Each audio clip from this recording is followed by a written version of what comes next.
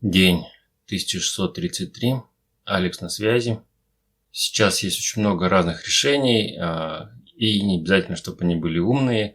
Главное, чтобы было очень много денег для того, чтобы их все внедрить. Например, чтобы не делать какую-нибудь умную систему управления вентиляцией, можно просто взять, пойти там купить вентилятор, в котором есть какой-нибудь встроенный датчик влажности, и он просто будет включаться или выключаться в зависимости от этого датчика. Вроде как очень простое решение такой сложной задачи. Для того, чтобы управлять светом, тоже можно, в принципе, взять выключатель какой-нибудь не очень дорогой, в котором есть встроенный датчик движения. И тогда он просто, когда подходишь, он будет включаться, ушел, он будет выключаться. Отличное решение, и там даже есть кнопочки на нем обычные, которые можно включить, там определенный режим, или просто его выключить, или включить на постоянную, чтобы горел. То есть очень такое простое и изящное решение для автоматизации. Для того, чтобы ночью не было очень темно, можно купить ночник дешевенький, он рублей 200 стоит, в котором есть тоже датчик движения и даже есть датчик освещенности. Или бывает и просто раздельно сделаны. Там, воткнуть его в розетку в нужном месте, и когда стало темно, он будет включаться, станет светло, он будет выключаться, будет отлично работать, и никаких не будет создавать проблем. А если там еще и датчик движения, так он тогда и будет проверять еще, если кто-то ходит, он будет включаться. Если никого не видит, то выключится и не будет тратить много энергии. Для управления температурой тоже целая куча решений неплохих. То есть можно, например, там на радиатор отопления, чтобы он все время не жарил, просто поставить термоголовку какую-нибудь недорогую механическую, и она имеет возможность регулировать, там какой-нибудь от 1 до 5 можно выбрать значение. И если стало жарко, там поменьше сделать, если стало холодно, побольше сделать. И в принципе он будет поддерживать какую-то температуру автоматом. И в принципе не нужно там какие-то менять будут батарейки в нем, потому что их там нет. Отличное решение. И конечно, есть еще и если стало совсем холодно, можно, например, там дополнительный радиатор какой-нибудь масляный купить. На нем тоже есть крутилка, которая позволяет включать определенную мощность или там какую-то температуру установить, которая будет поддерживаться в некотором диапазоне и, в принципе, обеспечит неплохой комфорт в комнате. Ну, там, если станет жарко, конечно, можно что-нибудь снять лишнее, а если станет холодно, можно просто там накинуть какую-нибудь кофту и будет потеплее. Ну, или подойти к нему и там подкрутить на нем, либо мощность добавить, либо просто повысить температуру, установить, чтобы он там посильнее нагревал. У меня есть еще отличный датчик движения в кладовке стоит. Он, конечно, работает по такому принципу. Просто заходишь, к нему подключена лампочка в потолке, и она сразу включается, и вроде как все нормально освещает. Если там выходишь, то она выключается через 20 секунд, и это удобно. Конечно, не надо думать о том, что там что-то забыл включить или выключить. Но иногда бывает еще ситуация, конечно, там не очень удобно, когда у него есть встроенный датчик освещенности, и если на него попадает свет, например, там из коридора или соседней комнаты, то он не включится. Ну, тут есть еще такой способ, можно просто за собой закрыть дверь, там, помахать рукой, он поймет, что ничего не произошло, свет не будет попадать в этот момент, и он включится и будет работать, в принципе, как ни в чем не бывало. Ну, или я еще так сделал, я просто его разобрал там на датчик освещенности, но не стал его полностью заклеивать, такую трубку одел, чтобы он поменьше видел, и после этого он отлично работает. Если на него напрямую свет не попадает, или свет не очень яркий, то он работает вполне неплохо. Для управления теплым полом у меня куплен термостат, он самый такой простенький, но он автоматический, может поддерживать температуру, на нем есть тоже крутилка и выключатель.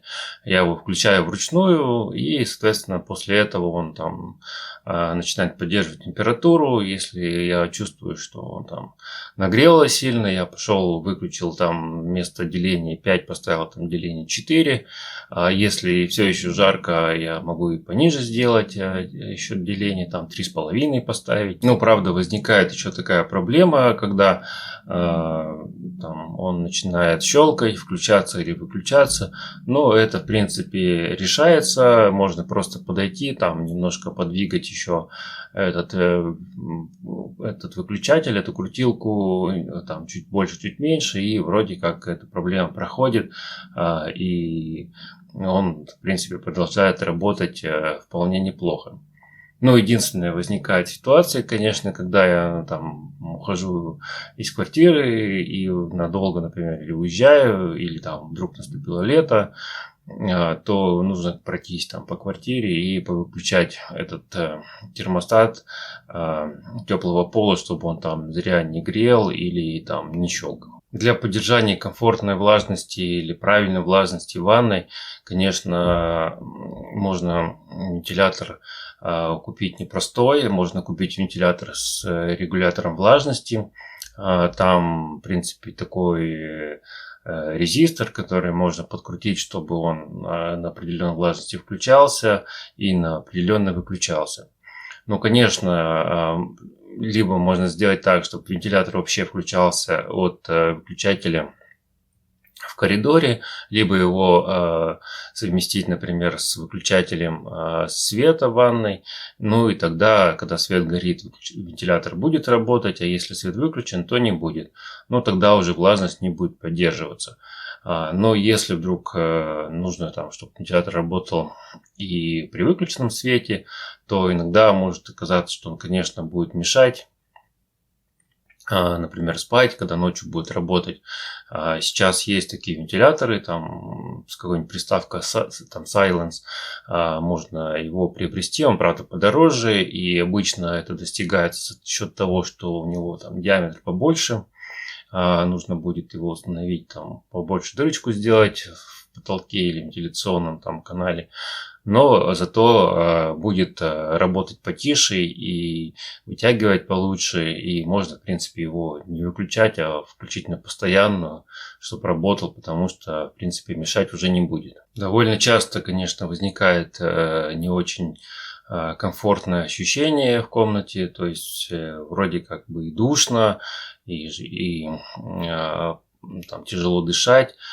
Конечно, если вдруг нету датчика, допустим, там CO2, то понять это сложно, но можно, в принципе, просто там периодически открывать окно, проветривать, или там в режим микропроветривания открыть створку, и тогда будет постоянно идти приток воздуха, и, в принципе, быстрого качество воздуха нормализуется в комнате, и это, в принципе, неплохое решение. Но если, конечно, зимой, то так не откроешь окно, сразу станет холодно, может еще и какая-нибудь наледь образоваться или влажность как-нибудь там на чем-нибудь появиться. Поэтому можно сделать, купить клапан, вставить его в окно, врезать в это, и тогда этим клапаном можно будет его приоткрыть, чтобы было постоянный приток воздуха, и, в принципе, будет и влажность неплохо устанавливаться, и качество воздуха будет намного лучше. Но если вдруг станет холодно, можно клапан закрыть, и тогда тоже, в принципе, поток воздуха приостановится.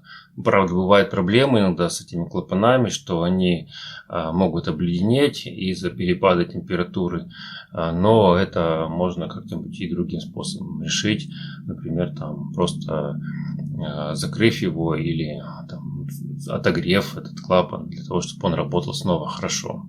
Для управления светом можно также в комнате сделать несколько выключателей проводных.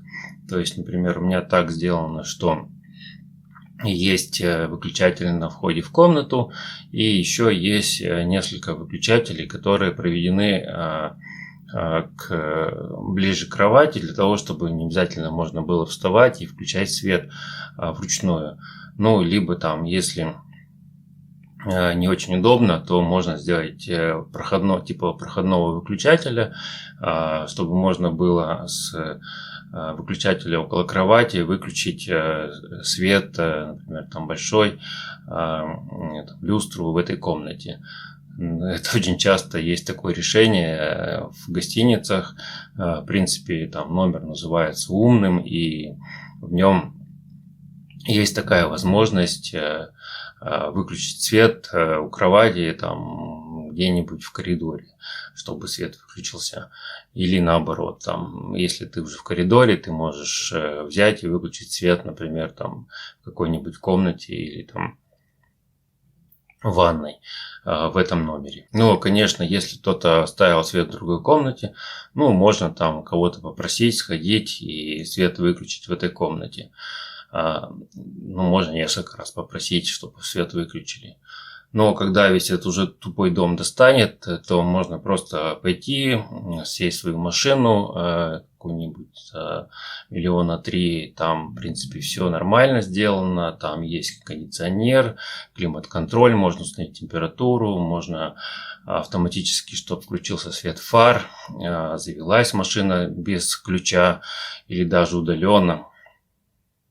Через телефон, например, можно запустить двигатель в этой машине, там подогрев сидений включится автоматически, там есть, в принципе, если ехать, то там уже и свет включится, фар автоматом, и по датчику дождя или света может дворники включиться и работать, начать в нужном режиме. В принципе, все это вполне неплохо, и даже есть коробка-автомат. Так что такое решение и такой выход из ситуации тоже вполне отличным будет для такого умного дома.